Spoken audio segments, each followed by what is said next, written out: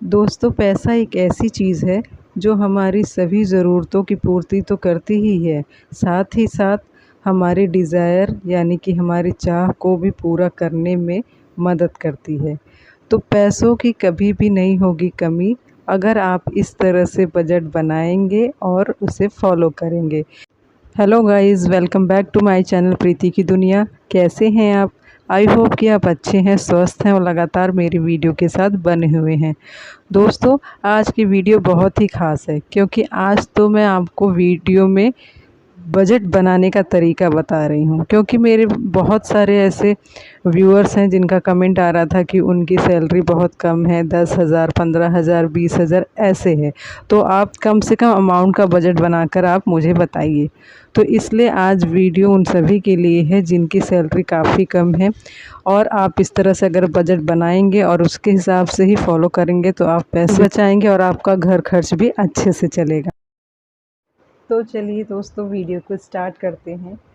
आप लोग पूछते हैं हमेशा कि आप बजट कैसे बनाते हैं, कैसे नहीं बनाते हैं। तो आज मैं आपको 15,000 जिनकी इनकम है, कम से कम इनकम की मैं वीडियो बना रही हूँ।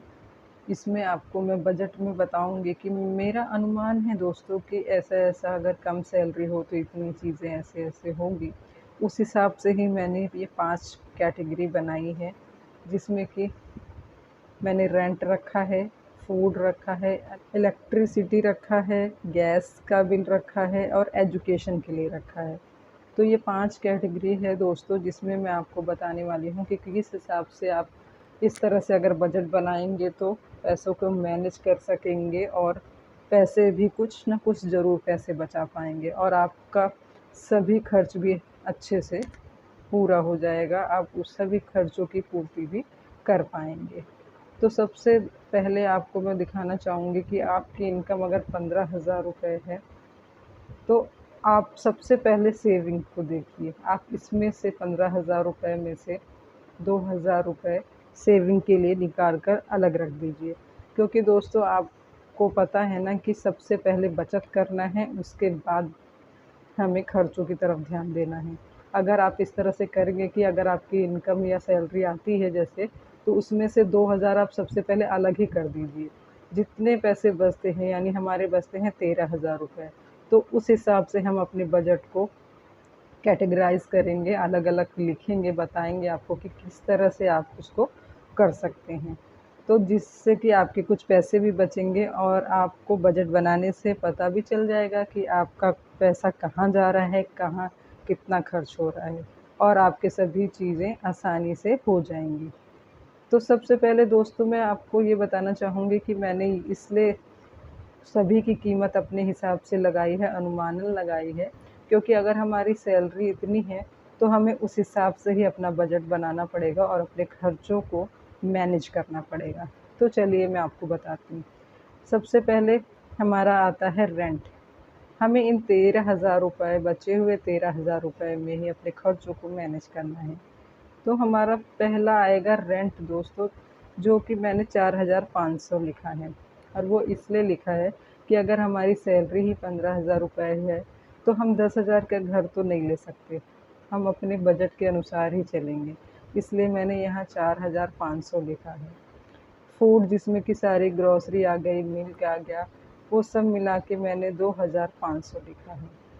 इसमें आप किस चीज़ की ज़्यादा ज़रूरत है, किस हिसाब से कर सकते हैं मैनेज।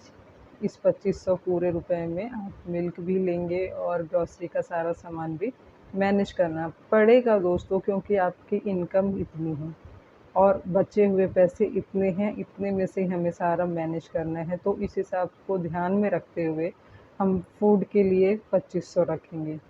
फिर आता है हमारा बिजली का बिल, जो कि हमने 1500 रुपये रखा है, क्योंकि समर चल रहा है, इसमें बिजली की खपत ज़्यादा नहीं होती है, इसलिए हमने 1500 ही रखा है। और फिर आता है हमारा गैस। गैस बिल या गैस सिलेंडर के लिए हमने 1050 रखा है दोस्तों, इसलिए क्योंकि देखो इसी को कहते हैं महंगाई की मार। पहले गैस सिलेंडर इतने पैसों में नहीं मिलता था जितने कि आज में मिल रहा है। इसलिए आप महंगाई की मार को झेलने के लिए रेडी हो जाएं इसलिए हमने 1050 रुपये रखा है, क्योंकि इसकी इतनी ज़्यादा बढ़ गई है कि हम सभी आम आदमी बहुत परेशान हो जाते हैं। लास्ट में हमारा बहुत ही इम्पोर्टेंट चीज़ आती है, जो है कि एजुकेशन।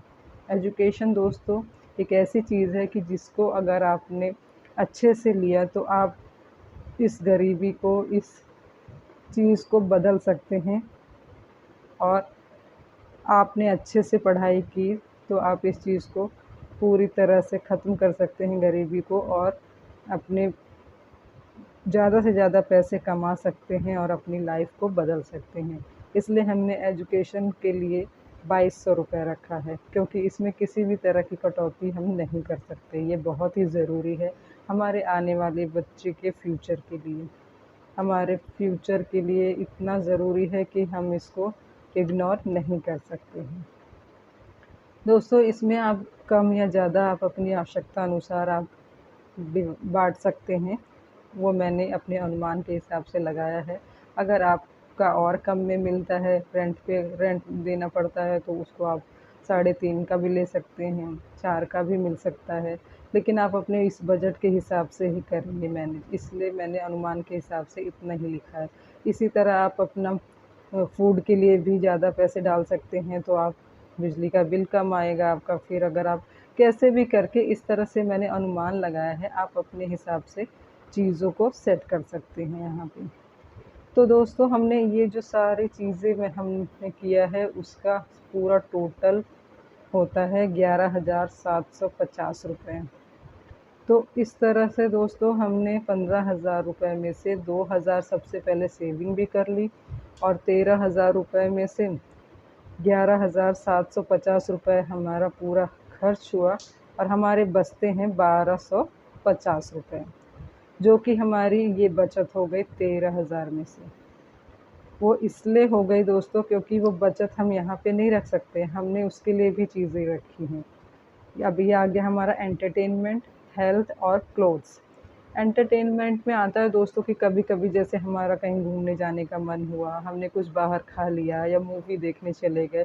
कभी-कभार ऐसा हो जाए, उसके लिए मन कर जाता है या बच्चे की वजह से हमें जाना पड़ता है, तो इसलिए मैंने इन पैसों को, बचे हुए पैसों को यहाँ ना लगाकर यहाँ रखा है, जो कि हम इसमें खर्च कर सकते हैं।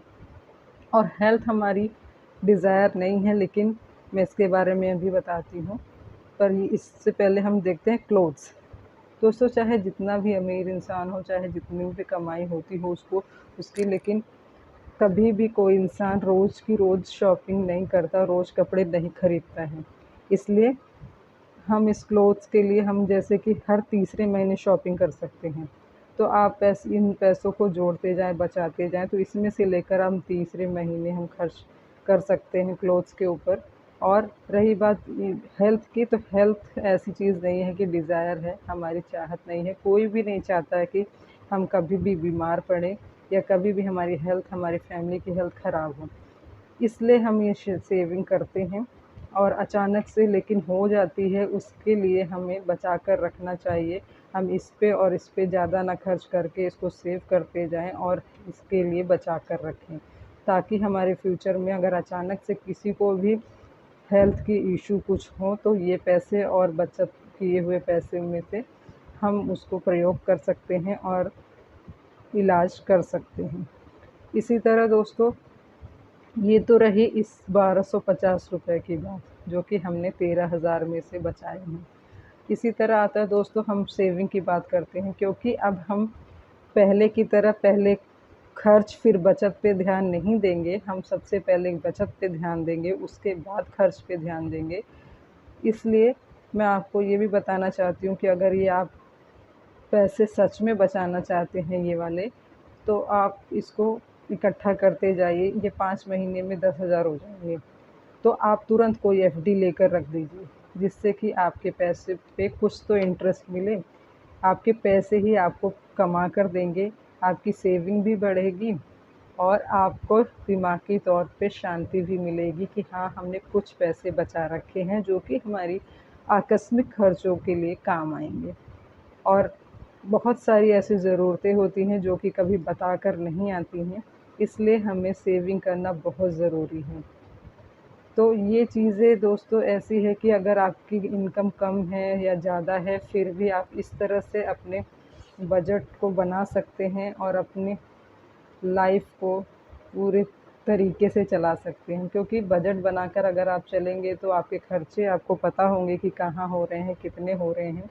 और अगर आप ऐसे धड़ल्ले से खर्चे करेंगे, फिर सेविंग करने की कोशिश करेंगे, तो बोलते रहेंगे कि बचत नहीं हो रही, नहीं हो रही, तो होगी भी नहीं।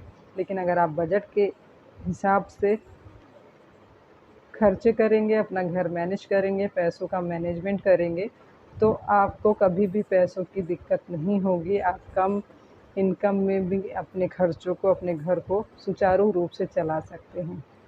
तो गाइस, कैसा लगा मेरा ये वीडियो? अगर आपको मेरा ये वीडियो पसंद आया हो तो वीडियो को लाइक करें, कमेंट कर ज़रूर बताएं कि इस वीडियो से आपको कुछ फ़ायदा हुआ है या नहीं, और अपने फ्रेंड्स के साथ शेयर ज़रूर करें ताकि उनको भी इस बजट के बारे में, बजट बनाने के तरीके के बारे में, विधि के बारे में पता चले, ताकि वो भी अपने पैसों को मैनेज करना सीख जाएं। तो चलिए दोस्तों, मिलते हैं ऐसे ही किसी नेक्स्ट वीडियो में। तब तक के लिए नमस्कार।